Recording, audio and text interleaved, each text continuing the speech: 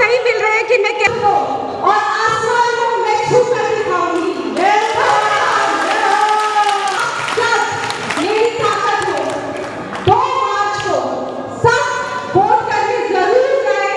और हाँ, आज पड़ोस इसके साथ साथ एक चीज और, एक वादा और करना चाहती हूँ कि जब परिवार का सपोर्ट होगा तो आपकी बेटी आपके लिए सारे काम जो अधूरे हैं पूरे जरूर करेगी।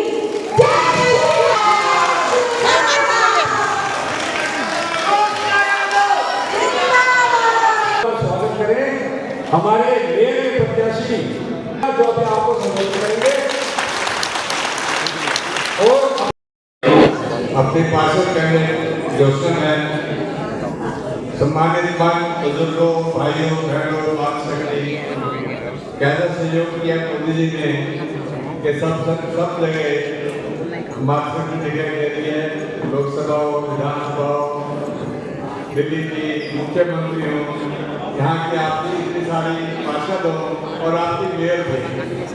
मैं दबाओगे वहाँ के निशान इतने कमल के आगे वो निशान मेला मारते देख जाके इतनी बार यूज हुआ है कमल के पड़े बातें बातें आप 36 वार्डों में और मेयर के लिए सब भाजपा को वोट करें। 2 शब्द प्रार्थना करिए। आपका बहुत बहुत धन्यवाद। Thank you.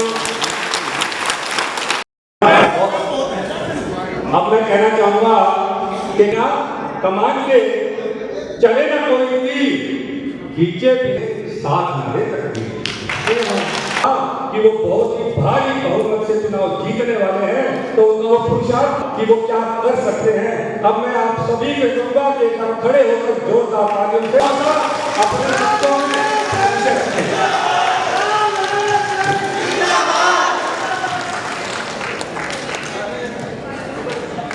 हमारे यहाँ से नगर निगम भारतीय जनता मुझे अच्छी वोटों से जिताने पर आपका बहुत बहुत अभिनंदन, बहुत बहुत शुक्रिया। आपके बीच में अप्रैल में आऊंगा, सभी अधिकारियों को साथियों बड़ी इच्छा उम्मीद से और आपकी बार हरियाणा की जनता ने 48 MLA देकर भाजपा की सरकार को बनाया। सरकार बनाई है उस इच्छा और उम्मीद से ज्यादा काम करेंगे।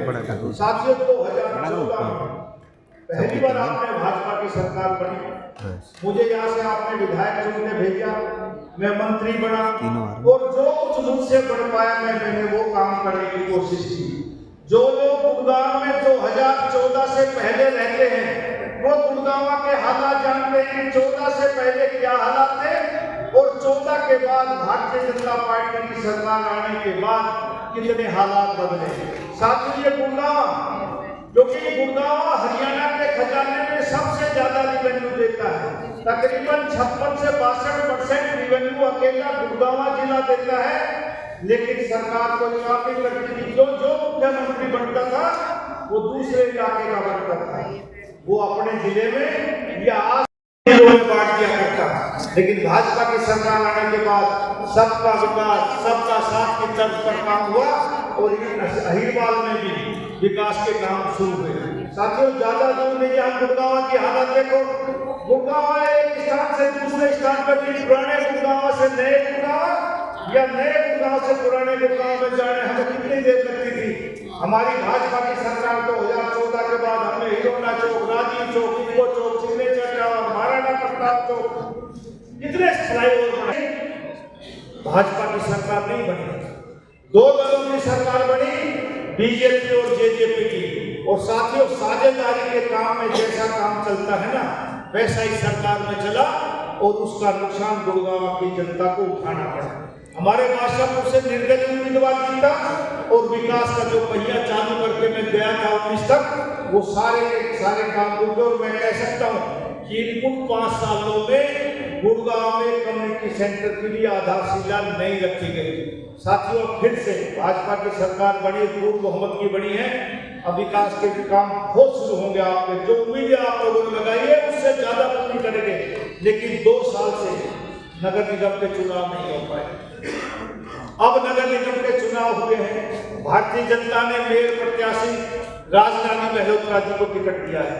जो तिलकराज मल्होत्रा जी अभी भाषण दे के गए आपके बीच में, जब मैं भारतीय जनता पार्टी में 2011 में शामिल हुआ तो तिलकराज मल्होत्रा जी गुड़गांव जिला के अध्यक्ष थे भारतीय जनता पार्टी। ये भारतीय जनता पार्टी का परिवार है।